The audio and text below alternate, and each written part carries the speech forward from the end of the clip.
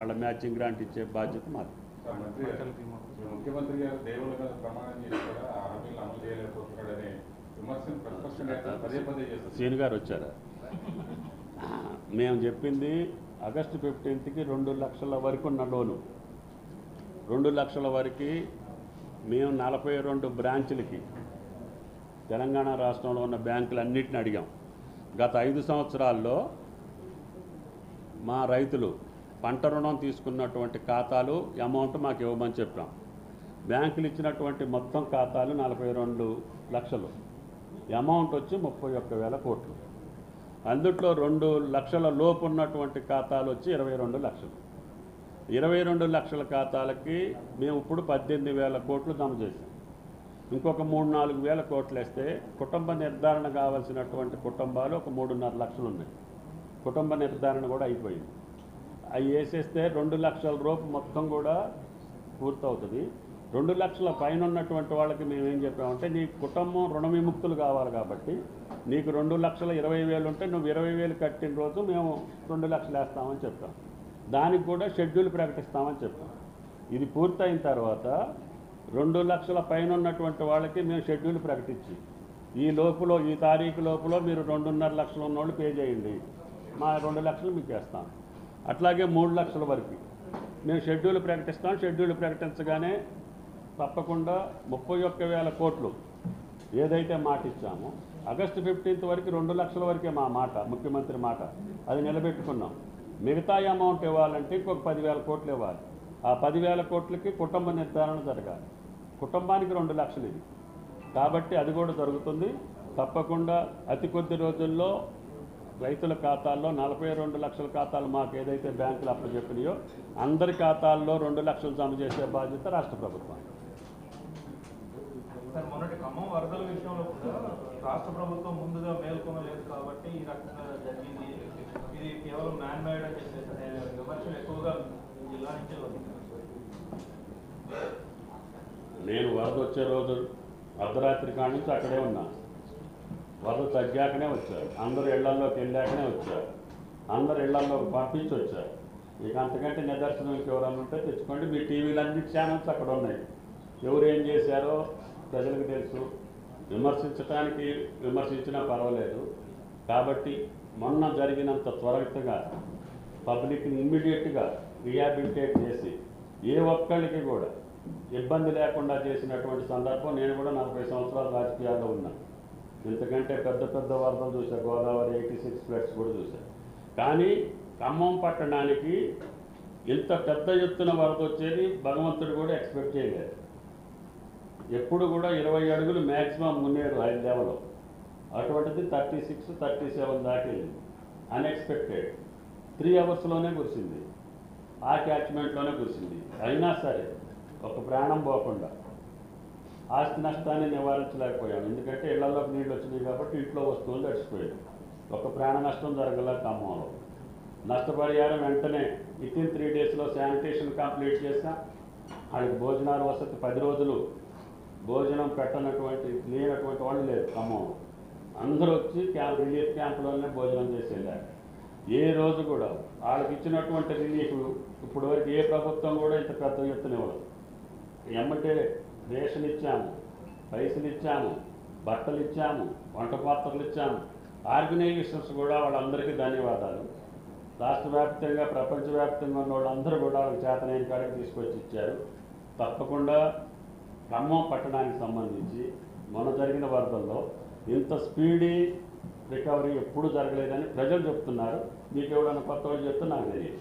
అంటే కాదు సార్, ఖమ్మం అంత ఫ్లడ్ వచ్చిన గతంలో వచ్చినప్పుడు కూడా ఇంత రాకపోయినా గతంలో కూడా ఫ్లడ్ వచ్చినప్పుడు ఇంత నష్టం జరగలేదు. కానీ ఈసారి ఎందుకు అంటారు? అక్కడ కొన్ని స్ట్రక్చర్స్కి సంబంధించి అనుమానాలు ఉన్నాయి ప్రజల్లో. మునేరులో 1-2 చెక్ డ్యాములు కట్టారు ప్రకాశం నగర్ బ్రిడ్జ్ దగ్గర. దానివల్ల ఒక 2-3 అడుగులు హైట్ పెరిగిందని నిపుణులు చెప్తున్నారు. కొంత టౌన్లో వాటర్ వెళ్ళటానికి ఆ గోడపాడు ఛానల్ ఓపెన్ కెనాల్ని క్లోజ్డ్ కెనాల్ చేశారు, పైప్ లైన్స్ చేశారు. దానివల్ల వాటర్ ఇదవ్వలేదని చెప్తున్నారు. అందుకనే నేను ఇరిగేషన్ మినిస్టర్ గారితో కూర్చొని ఎక్స్పర్ట్ కమిటీని ఒకటి వేసి భవిష్యత్తులో ఈ లెవెల్ కంటే ఎక్కువ వచ్చినా కూడా ఖమ్మం పట్టణానికి ఎఫెక్ట్ కాకుండా ఈ ప్రభుత్వం రాగానే 600 కోట్లతోటి రిటైనింగ్ వాల్స్ శాంక్షన్ ఇచ్చారు. వాటిని కూడా సాంకేతిక పరంగా పరిశీలించి ఈ వరదలను దృష్టిలో పెట్టుకొని భవిష్యత్తులో ఇంత వరదలు వచ్చినా కూడా మళ్ళీ ఖమ్మం పట్టణానికి మునేరు నీళ్ళు వెళ్లకుండా ఉండేటట్టుగా ప్లాన్ చేయమని చెప్పాం. ఈ సంవత్సరం ఆ కార్యక్రమం కూడా మొదలవుతుంది. సార్ రైతు రుణమాఫీకి 10,000 కోట్లు సరిపోతాయి సార్? రుణమాఫీకి 10,000 కోట్లు అవుతుంది. ఇప్పుడు పెండింగ్లో ఉన్న వారికి అంటే 31,000 కోట్లు మేము ఇవ్వాలి. రుణమాఫీ మొత్తం 42 లక్షల ఖాతాలు మాకు వచ్చినాయి. 42 లక్షల ఖాతాలకి 31,000 కోట్లు బాకీ ఉన్నారు వాళ్ళు.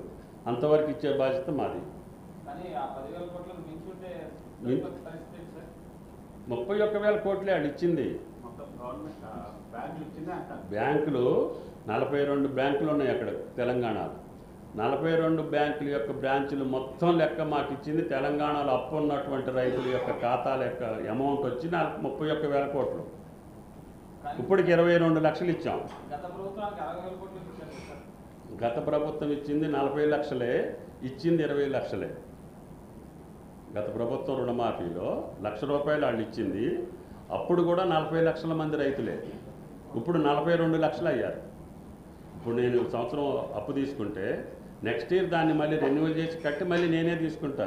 రైతులు పెద్దగా పెరగరు, కానీ 2 లక్షలు పెరిగారు.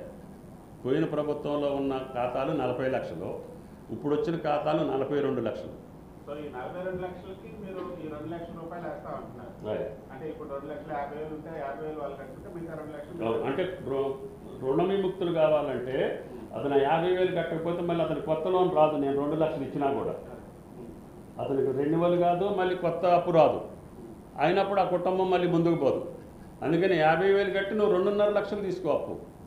కావాలంటే ఇంకో 50,000 ఎక్కువ తీసుకో, అభ్యంతరం లేదు. కానీ నువ్వు ఆ అమౌంట్ కట్టకపోతే నీకు కొత్త లోన్ రాదు. రైతు క్షేమం కోసం పెట్టిందే తప్ప దానికి వేరేది లేదు. ఆ షెడ్యూల్ అంటే first schedule second schedule next month ఇప్పుడు క్యాబినెట్లో డిస్కస్ చేసి ఈ నెలలో ఈ కాడికి ఇస్తాం, ఈ నెలలో ఈ కాడికి ఇస్తాం. మా వెసులుబాటుని బట్టి వాళ్ళకి డేట్ ఇస్తాము. ఆ డేట్ లోపల ఆయన కట్టమంటాము. 2.5 లక్షల వరకు ఈ రోజు వరకు మీరు కట్టండి, మేము కడతామని చెప్తాం. 2.5 లక్షలు next month 15th last month ఏదో టైం పెడితే ఆ టయానికి మేము ఆ అమౌంట్ వాళ్ళ ఖాతాలో వేయాలి. కానీ దీన్ని ఎందుకు సార్ మీరు ప్రచారం చేసుకోలేకపోతున్నారు? వాళ్ళు మీరు చేయకపోతే మేమేం చేస్తాం? మేము పొద్దాక చెప్తూనే ఉన్నాం. ఇది కాదు, ఇప్పుడు ఇక్కడ ఢిల్లీలో చెప్పిన దానికి ఇప్పుడు 30 సార్లు చెప్పా ఈ మాట. చెప్తే మీకు అర్థం కాకపోతే నేనేం చేయాలి? ప్రతిపక్షాలకు అర్థమైనా కూడా అట్లే మాట్లాడతారు. కానీ మీరు అర్థం చేసుకొని కరెక్ట్గా చెప్పండి అని చెప్పి 100 సార్లు చెప్పాం మనవాళ్ళకి. వాళ్ళు రుణమాఫీ, వాళ్ళు ఇచ్చిన రుణమాఫీ ₹1,00,000 అన్నారు. 5 సంవత్సరాలు ఇవ్వాల. ఎప్పుడు ఇచ్చింది? ఎలక్షన్ కోడ్ వస్తుంది, ఎలక్షన్ నోటిఫికేషన్ వస్తుంది అనగా రింగ్ రోడ్ అమ్మి 7,000 కోట్లు ఇచ్చారు. అంతేనా? ఓఆర్ఆర్ అమ్మి తాకట్టు పెట్టి ఆ రాత్రికి రాత్రి 13,000 కోట్లు ఎంతో జమ చేస్తే అందుట్లో మళ్ళీ వెనక్కి వచ్చినాయి. తతిమాయి 10,000 కోట్లు ఇంకా పెండింగ్ ఉన్నాయి. అప్పుడు 40 లక్షల ఖాతాలకి 20 లక్షల ఖాతాలకే వెళ్ళినాయి. 20 లక్షల ఖాతాలకు ఇవ్వాల. అంటే 5 సంవత్సరాలు ఇవ్వనటువంటి ప్రభుత్వం, ఇవ్వనటువంటి నాయకులు, ఇవ్వనటువంటి పెద్దలు ఇప్పుడు మాట్లాడుతుంటే ఆ క్రెడిబిలిటీ మీ దాంట్లో వస్తే ఆ వార్త మీకు మట్టుకు ఏం క్రెడిబిలిటీ? అరే మీరు ఎందుకు ఇవ్వలేదా? 5 సంవత్సరాలు ఇవ్వలేదు. వాళ్ళు మొదటి పంట కాలానికే ఇస్తున్నారు కదా.